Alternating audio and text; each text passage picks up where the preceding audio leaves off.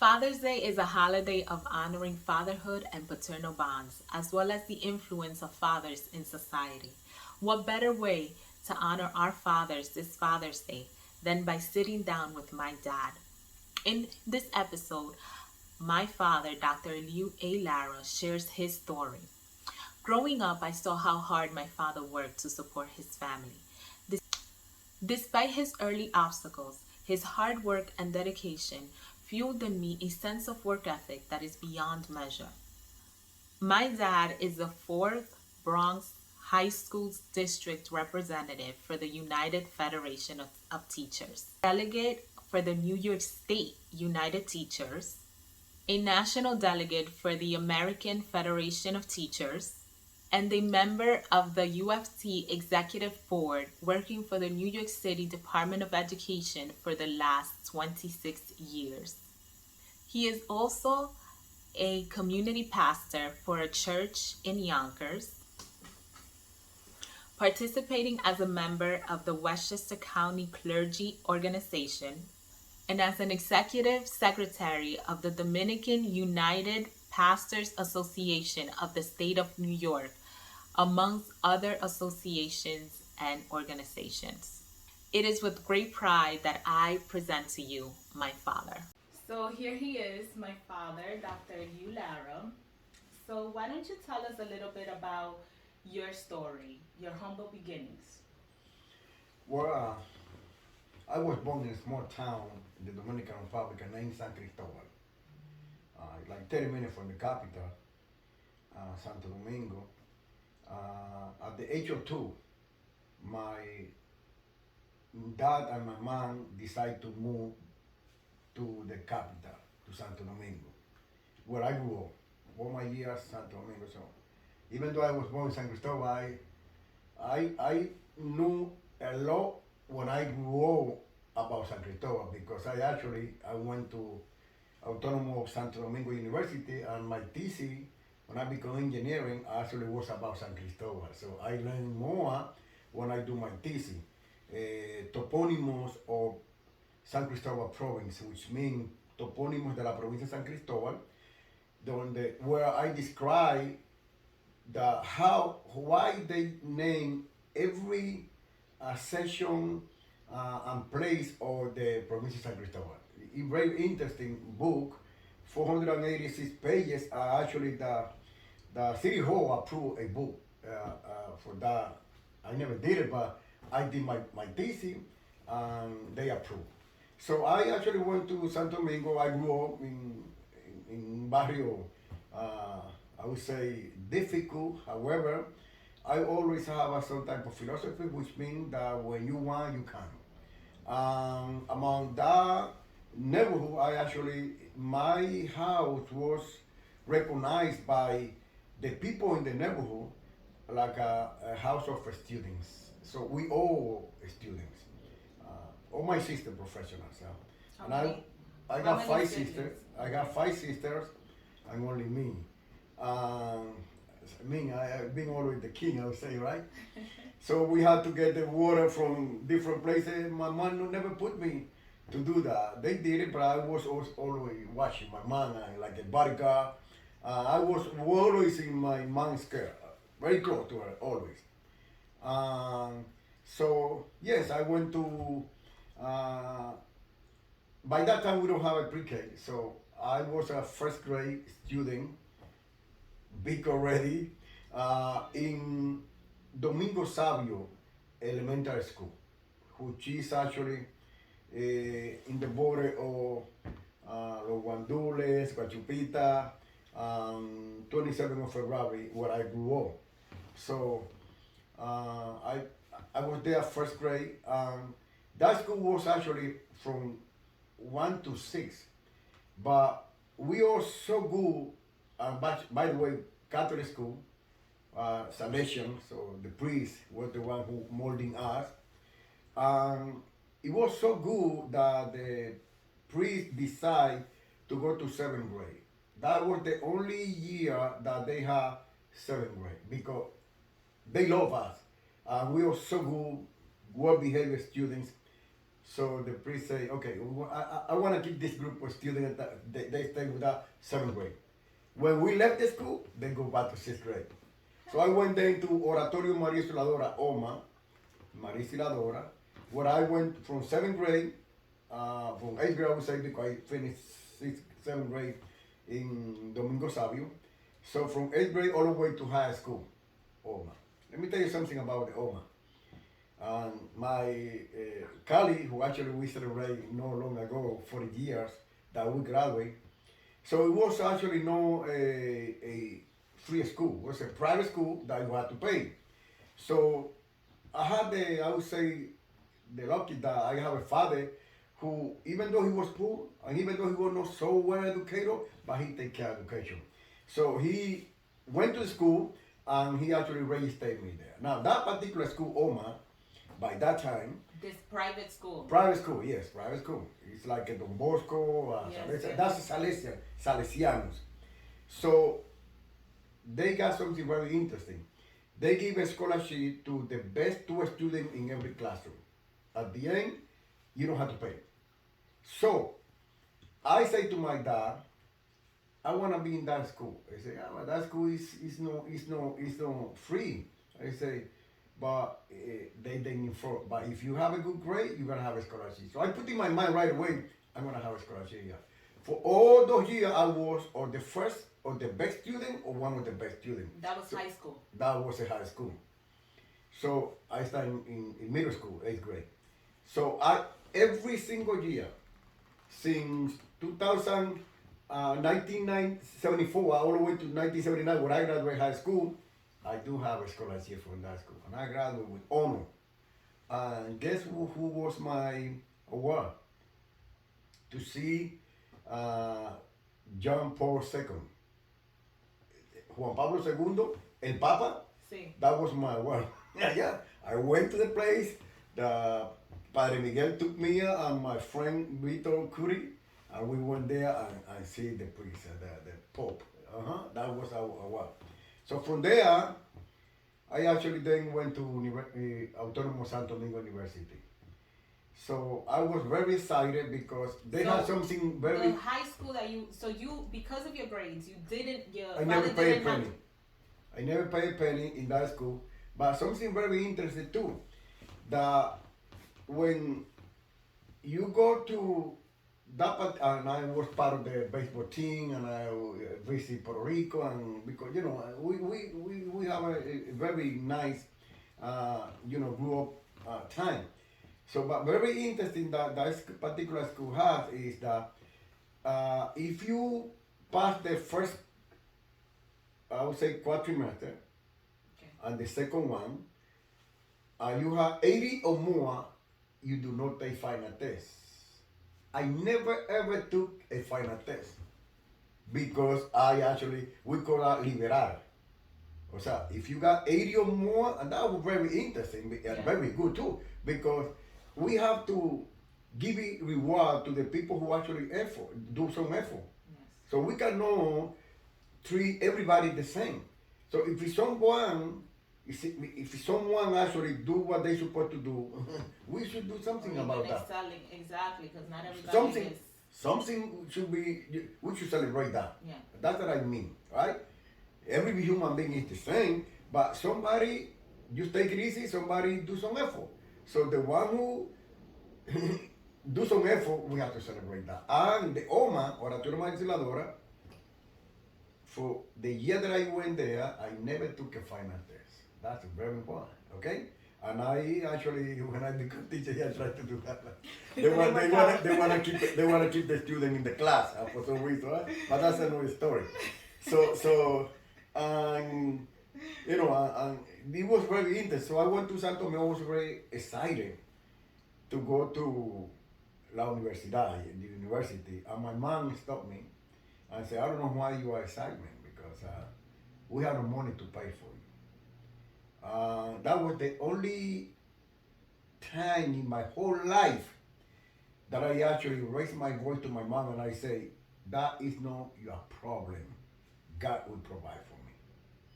And he did. So I went to Autónomo Santo Domingo, and I actually play baseball, and I actually also run. I was very good runner. But they try to take too much time from me, so I give up to play baseball and to run in La UAS because they were taking too much time for me, and I was in engineering You want to faculty. focus on your education. Correct. All right, because at that moment, even though when I was in high school, I had the opportunity for a localidad in San Luis. They saw me, almost to sign me, but they didn't do it. I never forget that Epifano Guerrero, who was the coach by that time, went twice to the OMA to see me, and That's a a friend of my baseball baseball team from America went there to see Cardinals? me. San Luis Cardinals to see me, and I played good. They saw me twice, but they didn't sign me. I don't know. According to them, they had money. However, I was too ready to sign for free. But I don't think they sign people for free. So for some reason, they didn't do it, right? So anyway, I went then to La UAS, and I got the opportunity with my background from OMA. We got something in La UAS called CU, Colegio Universitario, University College.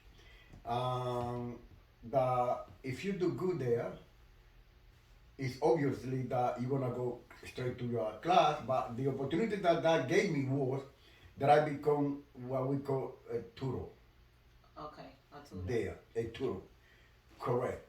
So that is very good because you have to take a test, and more than 5,000 students take that test, and I passed. So I became a tutor of physics there, and I become a tutor of topography there in engineering, and that gave me the opportunity not only to help myself but help other students. And that was a paid tutor? That was Okay. a paid tutor, of course. So that that's was the the money key. that you I used to take my boss and move myself. Yes, and that was good to go there. Even though at the beginning my mom hesitated, not because she didn't want, but because she was scared that it's a lot of money. Even though the university was too expensive, and I was being involved. And I actually, when I went there, I worked in the university too. Not only I became tutor later, but at the beginning I was helping registering students. So I was the president of the people who registered. So that I help a lot there, and I help myself, right?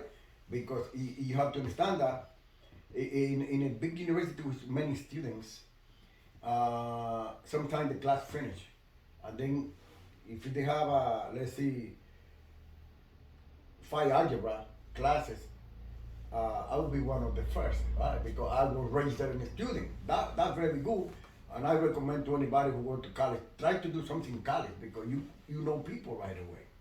Yes, and I went to La UAS, and I graduated, and the same day that I graduated, everything changed to me. And that's a message that I would like to give it out there, that even though it was difficult for me, even though my mom, they don't even know how to read or write, my mom, however, she always take care of me, and I did my best. My father was always out, by the way, drinking alcohol every day. But that when you want, as I said at the beginning, when you want, you can. I never drink, I never smoke, I never do those things. However, because I was focused what I want, I become professional, and be a professional, give me the opportunity not only to help myself but help other people. I had the opportunity to go to, let me tell you this, to Israel, right? They gave me a scholarship to go to Israel. This was during your college years? Well, it was during my college year. Okay? Actually, when I finished engineering there, I got the opportunity to go to Israel, and you don't believe this. I didn't have the ticket to go to Israel, even though I had the scholarship full to go to Tel Aviv, but I didn't have the money to pay for the trip. So I couldn't take that scholarship. However, other scholarship came. I never forgot that the vice minister, we call subsecretario de Agricultura, that I was working agricultura at the beginning, Minister of Agriculture. So they say, Lara, there is another scholarship here. Come. So I saw one that was to go to Panama. I went to Panama for the whole year, and I studied post-grade in my career, geodesy, topography.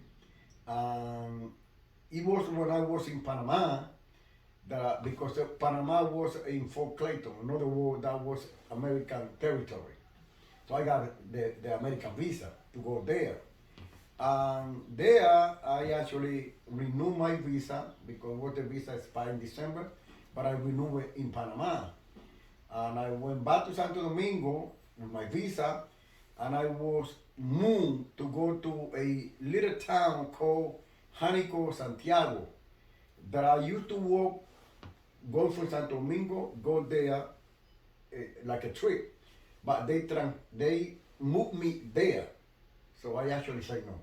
I said, well, because I became being the honor student in Panama, I thought I'm gonna use my knowledge in Santo Domingo. So what they did was, it was a change of government. By that time was the PRD, the PRD, then Balaguer came back, 1986. You know, I was not a politician by that time. I was a technician, right?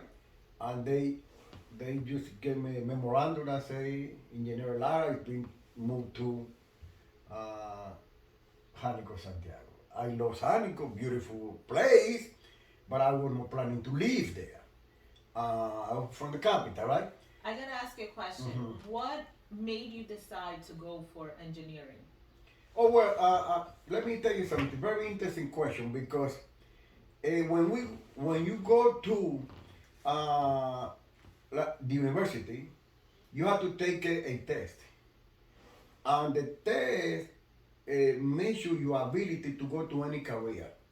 And some of those students say the psychology who actually give it the test, when they give it the test back, they say, okay, you can go to any of those small classes or whatever. Don't go to physician, medicine, don't go to engineering, don't go to this, don't go, because they see the ability that you have. When I took my test, you know what they told me? You see what career you got right here, you could take anyone you want there. So before you enter the university, you have to take a test. It's almost like an assessment to let correct. You know yes. what career path you qualify to. Oh, that's interesting. Very interested there. I don't know what they do now, but by that time, yes, they do that, of course. And they told me anything you want. So at the beginning, I was actually ready to go to medicine. Right? That was actually, I was doing so good in biology, so good in chemistry, and even the professor, Derso Fernandez, never forget, good man, who was the one who took me to the university. He actually spoke to the guy in the guy who gave it for the tutoring. Yes. I said, he will be a tutor here, that's for sure. He said that to him, because he knows the type of student I was there. And when they told me that, responding to your question, so I said, you know what, let me go to engineering. Because I was doing very good with math. Always I did good in math. And why not medicine? Because after I think I just took one difficult career there. Okay? I'm going to take that one. But, you know, being ready to face the challenge that I'm going to have because of the economic situation. But God provide, it was everything like easy because being a tutor and working in agricultural ministry or agricultural ministry give me the opportunity to do better. And I was so lucky also that when I went there, the classes, some of those classes you have to take in the morning. You have to take in the morning. I had the opportunity to have a very good director or Department of Fomento Arrocero, and he gave me the opportunity to go in the morning, and they said, come back after that. That was very good. So I have another question. So given the different obstacles that you faced up to this point of your life, having your father who was, you said, an alcoholic, yeah. Your family was poor. Very poor. My mom didn't know how to write or read. Yes. So I had nobody to help me out when I come back from class. But what motivated you to pursue your career path and continue to go to school?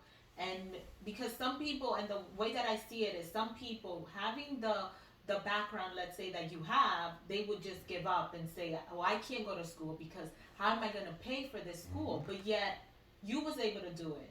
So what was it that motivated you? What belief did you have that gave you that ability to say, I'm gonna do it, I'm gonna be a better person, I'm gonna get this done?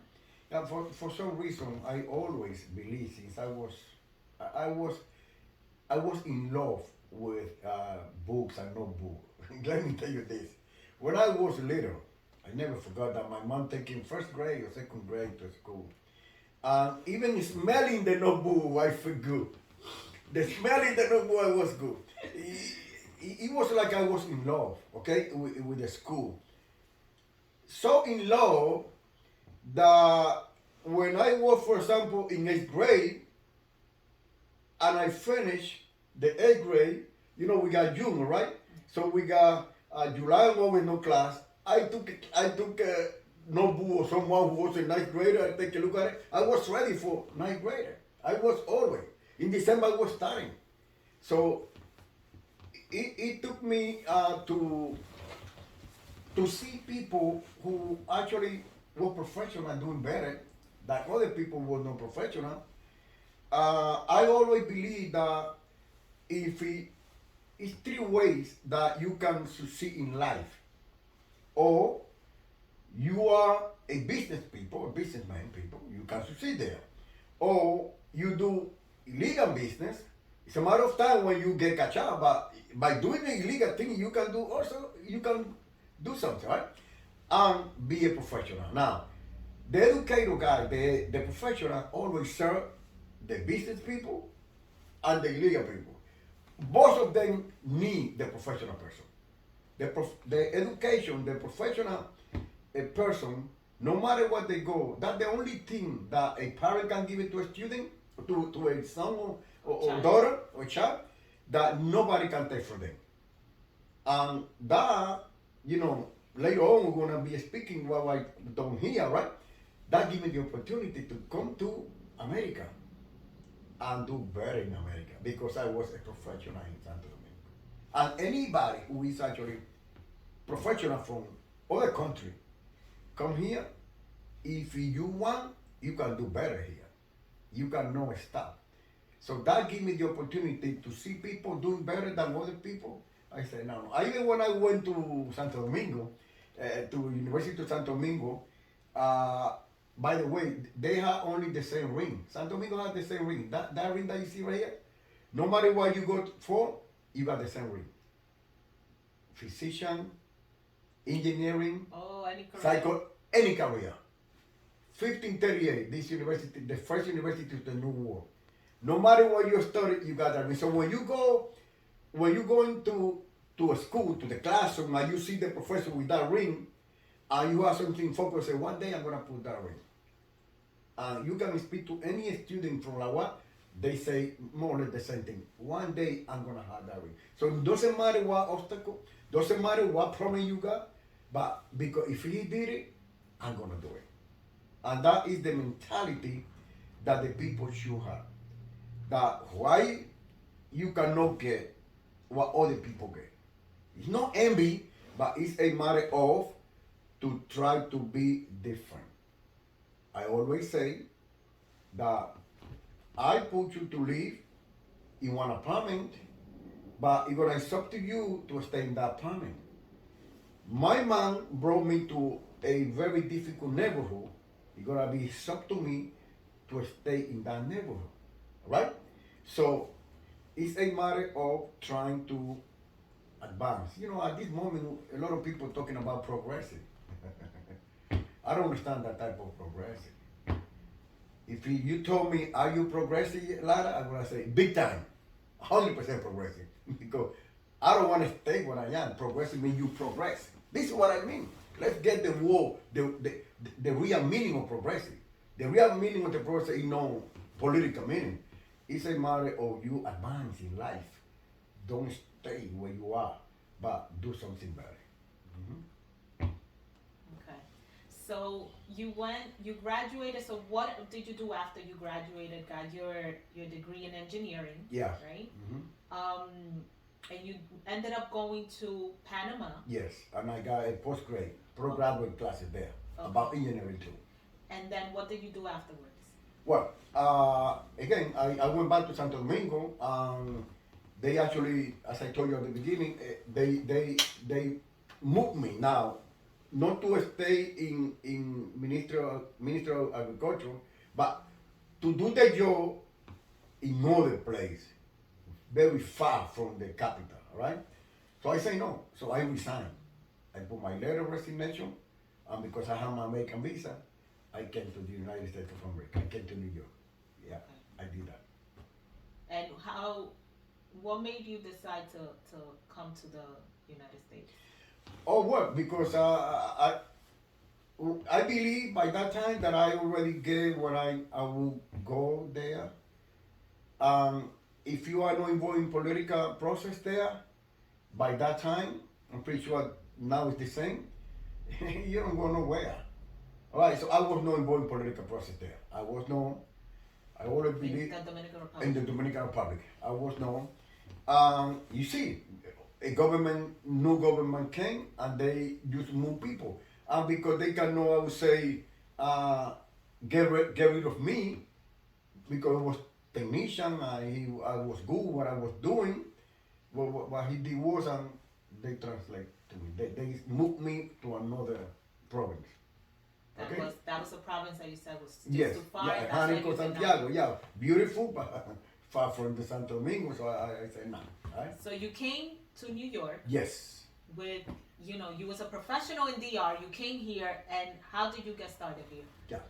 Well, the first thing I need to express is that New York, it was popular in Santo Domingo. Everybody, it doesn't matter where you live. You could live in Massachusetts, or you go to New York, you live in New Jersey, you go to New York is New York. New York is like a United States. So I came to New York, but I came to New York. And when I came to New York, a beautiful family from Queens, they picked me up in the Familia Chess in the April. I spent like a couple of days in their house, and then I have a good friend from my church there who actually picked me up in Queens with Fabre, brother in Jesus, friend of mine. And he brought me here to the Alto Manhattan, to Washington High, where most of the Dominicans come over here. And I was here in a room there. But let me tell you something very interesting, too. So when I was in Panama, I received some stipend, right? Some money every day, like $40 every single day. That was part of the scholarship? Yes. Okay. And I always been think about the future, right? I save most of my money. I save it. Most of my money I save.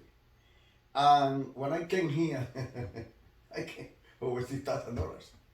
That's very good, okay? Not everybody come like that. So, a friend of mine, mother passed away. He had no money to go back, and I never forget. I donated to him $1,000. He cried, but I did it with my heart. I didn't say that but it's good when you walk and you're thinking in the future, but God will provide for you to help other people, and that's the idea for you to progress, to help other people. So when I came here to New York, no English, I didn't know the culture. But I was always a dreamer, right? And I knew what I know now, I would say, when I came. But depend who you are with. I was surrounded with taxi cab drivers.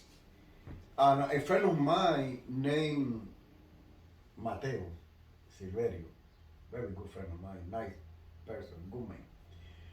He invited me to go around with a taxi. I was more, right? So he put me close to us. Said, it's okay. We took the passenger. So he said, it's my brother. So we go around taking passenger. And then sometimes when he get tired, he say to me, he named me Negro, Negro, take the car and go around. Put me to go around to me, I went around. I went around and I made like $50, $60, $100. Wait a minute, but this is like good, right? So guess what? Then I rent the car and I become a taxi car driver in a car service named Cali Car Service in Nagle Avenue on 206 around there. I was so into that I even I went to college, City College, to study English as a second language. I saw a friend of mine, very good to share good things. And a friend of mine saw me and he said, what are you doing? I said, well, I'm going around. He said, but I'm going to college to study English. Can I go there? He said, yes. So he took me there to City College and I started studying English. But I was estudiante cotorra, que like to speak. I just try to learn English as soon as I can. And the way I learned was because I know grammar, Spanish grammar. So anything that I could do in Spanish, I would like to do in English. So I say, bueno, mesa or table, okay? Lápiz, pencil, right? Lapicero, pen, and so on. So I try to put it together. ¿Cómo está? How are you? So I put those things. So when I was driving my car, I said, let me get a language for taxi car driver. Every career has their own language. Yeah. If you go to a supermarket, I have a lot of products there that some people they don't know how to pronounce. But the people who work in the supermarket, they know very well. So if you go to a restaurant, some people maybe it's a mechanic. They have their own language. I know a screwdriver. Let me have a rice and bean, meat. That's a separate language. Same thing when you go to the medical field. Everybody has their own language. And then you put it together and then you can speak. So yes, so I went down and I create my own little dictionary for taxi cab driver, right? And I put it to myself, go straight, make a right, make a left, where are you going? That was a language. And I actually created, I put a piece of paper, like a little booklet. And the owner of the car service knew about that, and then you know what? He said, I don't want for you to pay by the car service. I want for you to help any of those car service drivers who come over here. You know how to start, and I teach them. He was very good guy. He didn't charge me, but every time I was in the street and a guy came at the beginning, he said, "Go to 10." Spanish speaking. Yeah, Spanish. That was everything in Spanish, no English. Right? But when we take the passenger, there was English people, most of them. I was doing my life in Harlem. That sometimes they pay me with coupons. I don't even know what was that. Coupons. Here, papi. He paid me $5. Anything. You took it? Yeah, I took. Otherwise, they don't pay me. They go. So then when I go to church, I give it to the sister. But you sure you want to give it to me? I don't even know what was that. They give me ese dólar malo. Coupon, I don't even know about that. But they gave me that. Me pagaban con cupones. Yo lo daba hermano de la iglesia después. Yeah, that was part of the story. So, but I was a professional. Very proud I was a taxi cab driver, but I know I didn't go to school to be a taxi cab driver. So I went to school back, and guess what? I started like an old one. I actually went and I started taking classes. And which school did you go to? I go to City Tech. I started taking classes. When I went there, I was very good student because I was a professional already. But right away, I always like to help people, and I discovered that I could be in the learning center.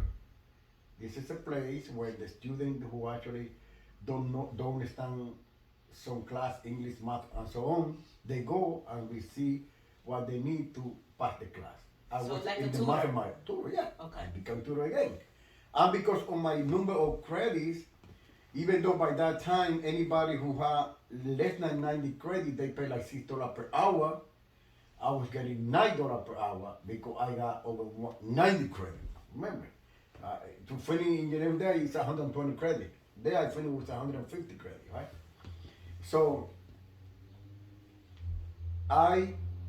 while I was there teaching, I never forgot my first student was a Mexican girl. She gave me like my first job.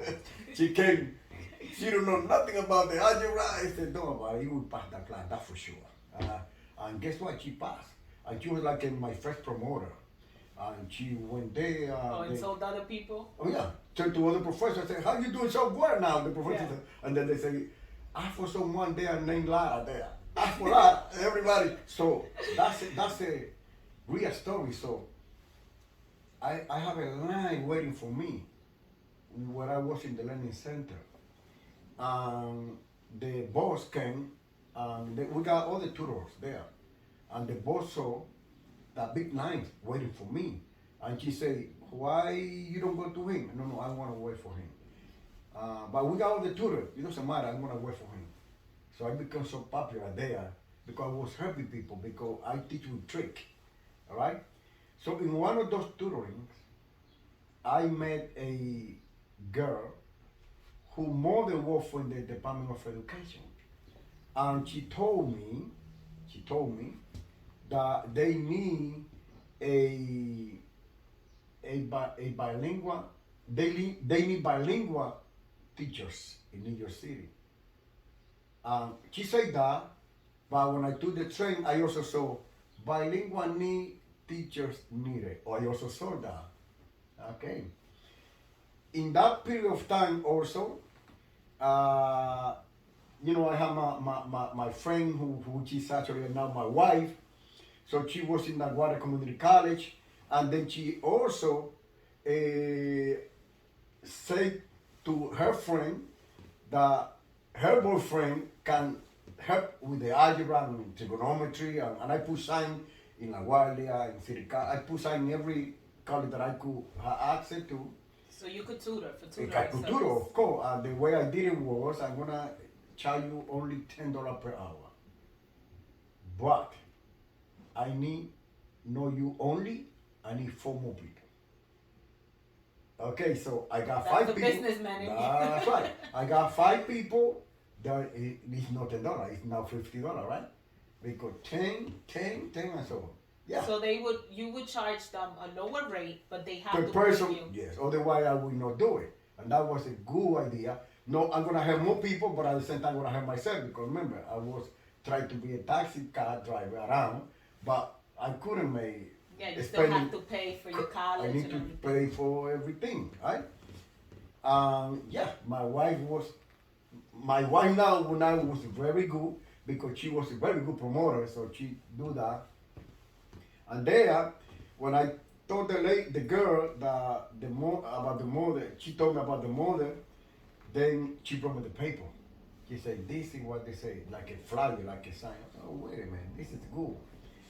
It's good that you asked me that question because a few days ago passed away a aunt of my wife, very good lady, who actually I contact her in Santo Domingo. I said, I need those papers from my university. And guess what? She get every single paper for me. Because you needed it to apply.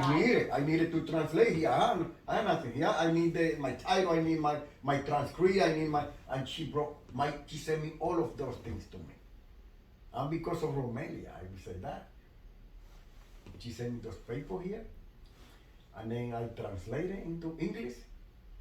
I went to DOE, 65 course 3, and they evaluate my credit, and they gave me, evaluate the bachelor degree in engineering, and they gave me the opportunity to have a substitute license. And when I got that substitute license, I actually had the opportunity to put in different schools.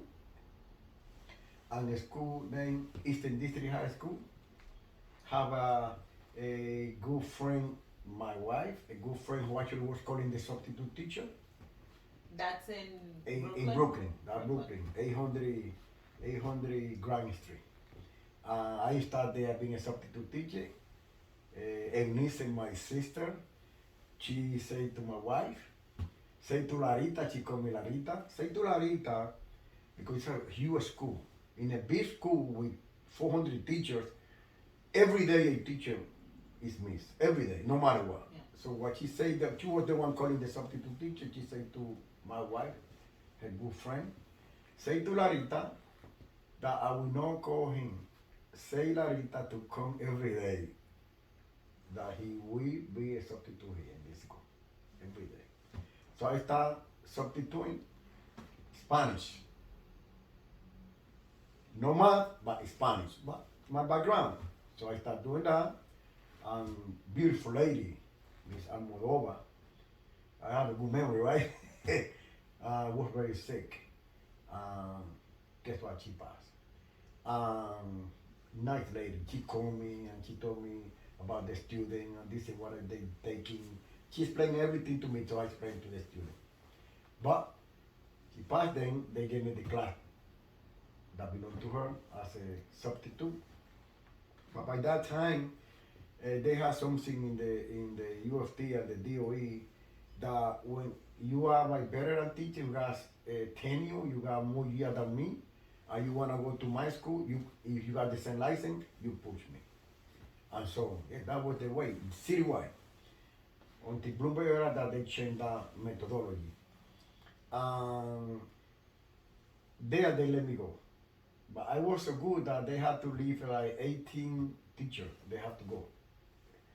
The guy in the department said, we have to let go 18 teachers, but you be the 18th person to go. No, there were 1, 2, 3, 4, everybody had to go. I'll be the last one, but I was go anyway.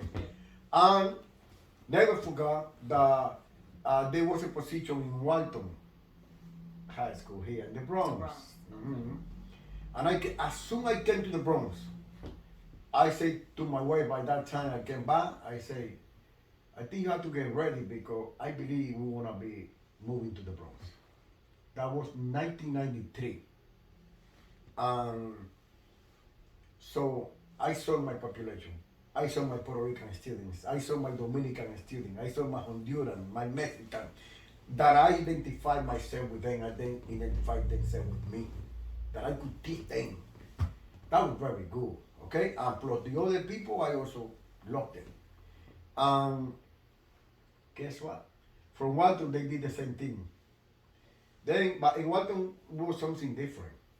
So by that time, I have you, I have Jocabe, and I have Jave, right? They sent me the day of the visa for you guys.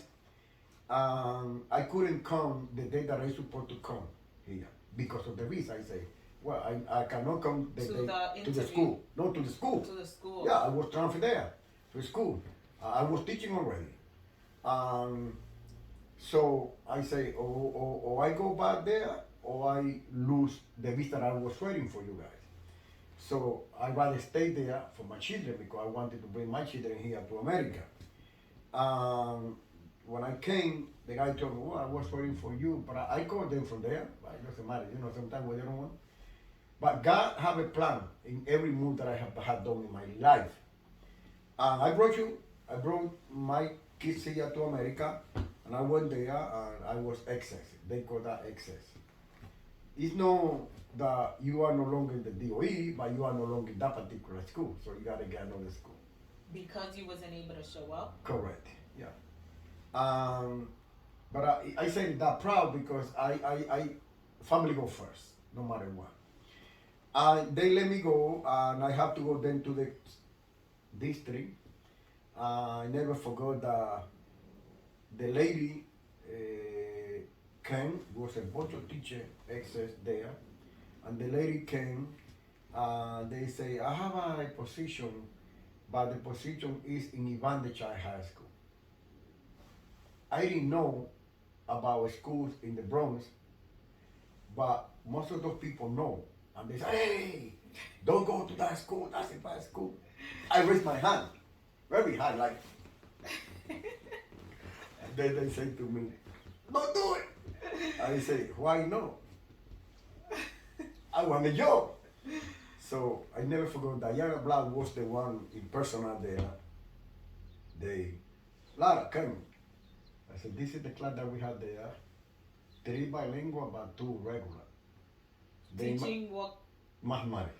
In my way out, I said to the student, I said to my colleague who was there, if that is the her and the devil is there, the devil had to be ready to learn mathematics. I'm going there.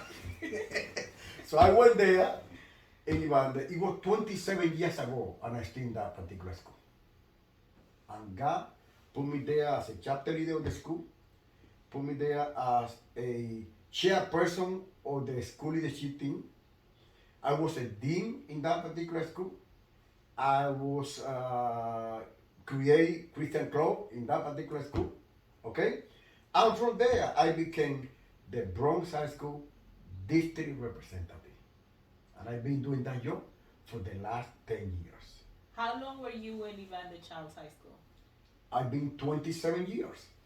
You were in that school In that particular, I've been 27 years. I've been 20 years in the system. 1 year I spent between the 2 schools that I told you, Eastern District High School and Walton, and the rest of my life as a teacher in that particular school.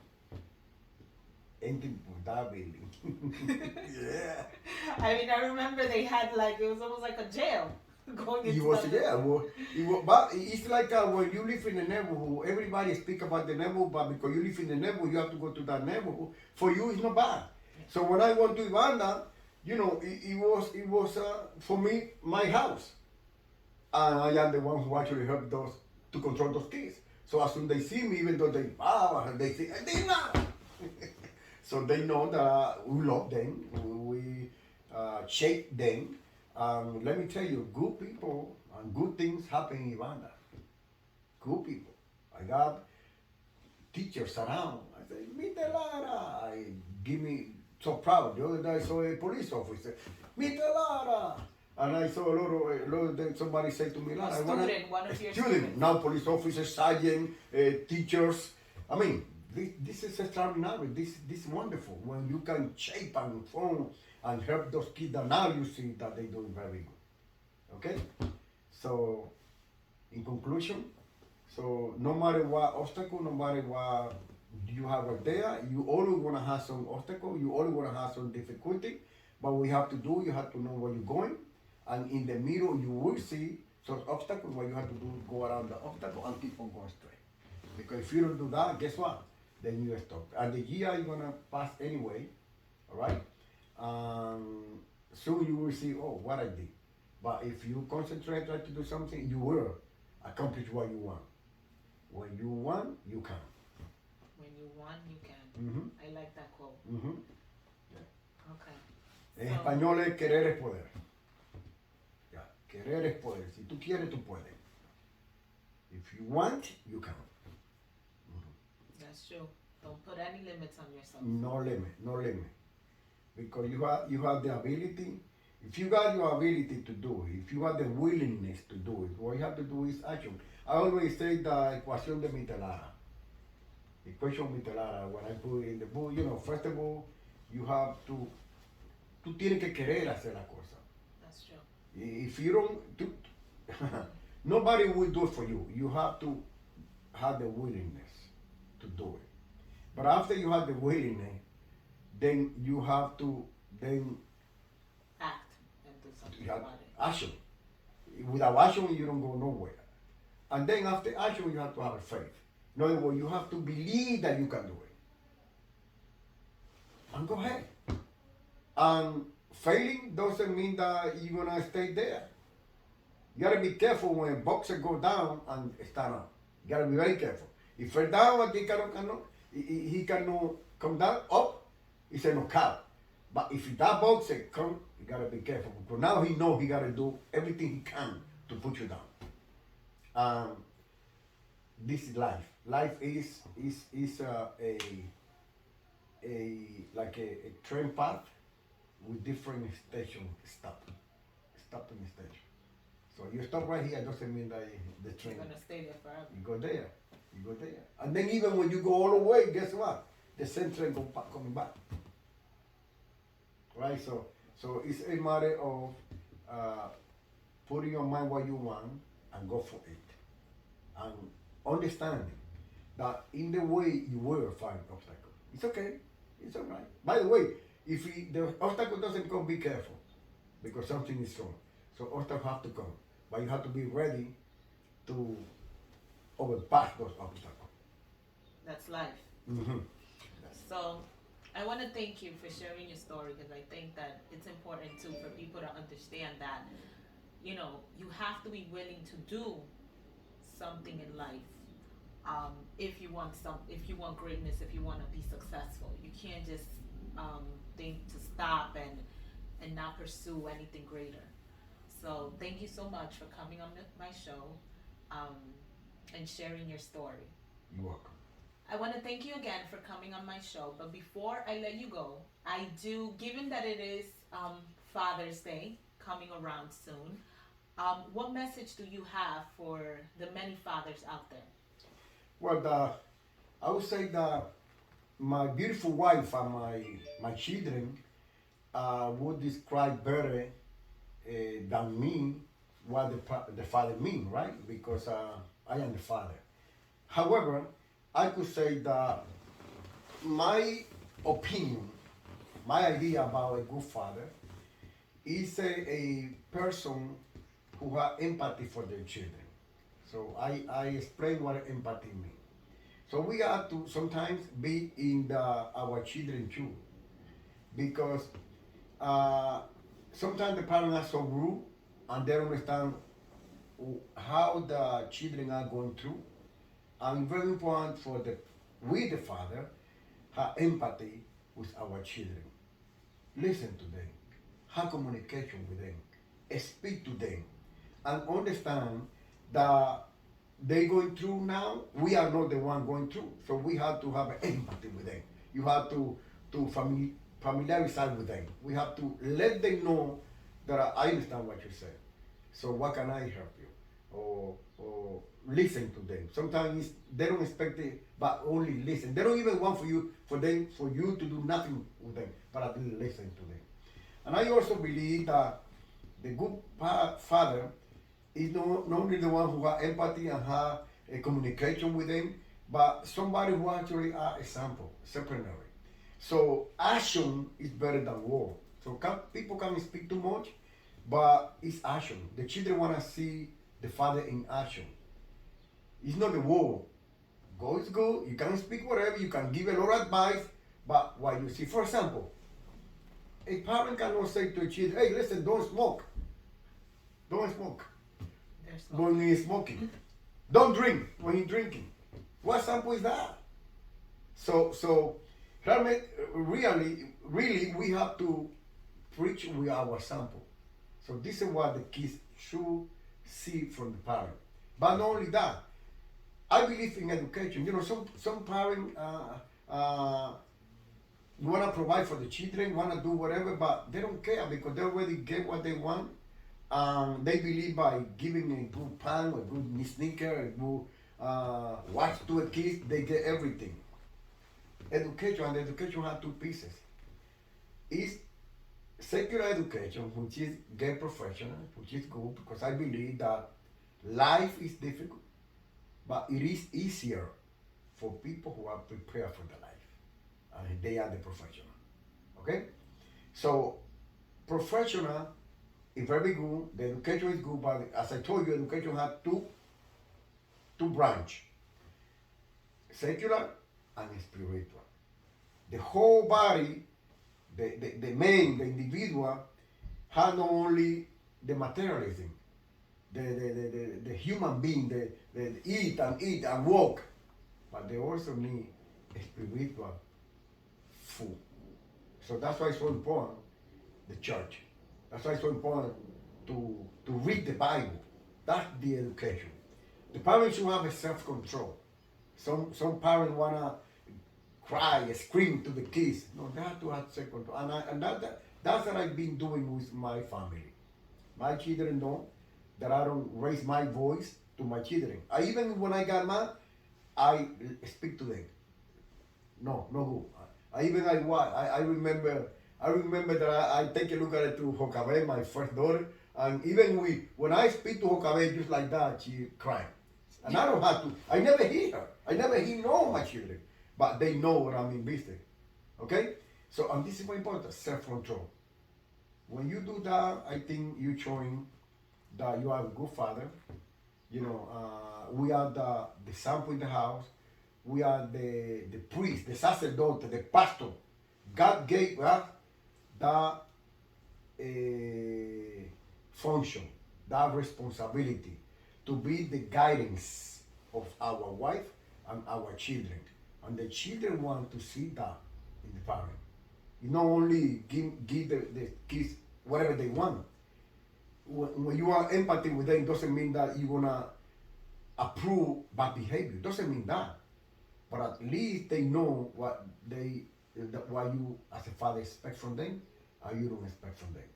So very important for them to see that you speak to them, you familiarize with them, that you are empathy with them, that you have a self-control, that you live with example. This is very important, and you educate them. This is the key of good fatherhood. And that's what I've been doing with my children. That's what I've been doing, in my house. And I believe I have 5 girls that I grew up, raised with my wife, and all of them professionals. You are one of them. The small one just graduated yesterday, 8th grade to 9th grade, and asked her what she want to be. She want to be a pediatrician, and she already know that she want to go to NYU. Listen, we're talking about that I've been doing my job, but it's not me doing my job. It's to transmit a message, the communication. Communicator have 2 pieces: somebody who actually speak, but somebody who actually listen, and have to be understanding between the speaker and the listener. Yes. And that's what I've been doing with my children. Okay, they know what I want, but anything that I want is for themselves. Because at the end of the day, I have done what I have. My limited resources that I have, I've been accomplished what I want. I just want to see successful for the children. Because when we leave this earth, at least we know that they be okay. And that is my message for any father out there. Thank you. Thank you.